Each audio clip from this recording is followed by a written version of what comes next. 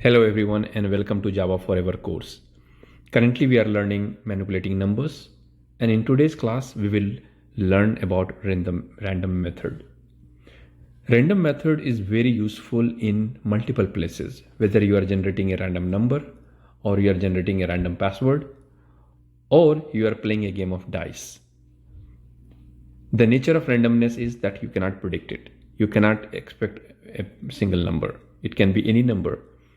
Now, Java provides you a function in the math class where system will generate or Java will generate a random number for you. And you can do this using math.random function. In the math.random function, you will see that it does not expect any parameters because it is going to throw you a random number. So the only catch is that the random number that it generates is between 0.0 to 1.0, but less than 1.0, somewhere between 0.0 to 0.9999999, can be anything. Now, in order to generate, suppose you are creating a dice game, how will you generate a number between 1 to 6? Because java.random gives you only a number in decimal or fraction. The way to do that, I have written a formula here. Suppose I want to generate a number between 100 and 500.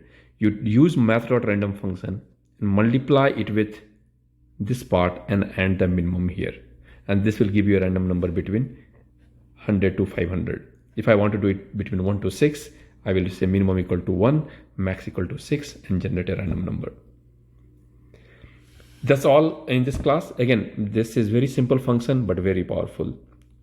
Go ahead and do the practice, take the quiz, solve the questions, and I'll see you guys again in the next class where we'll talk about the rounding functions.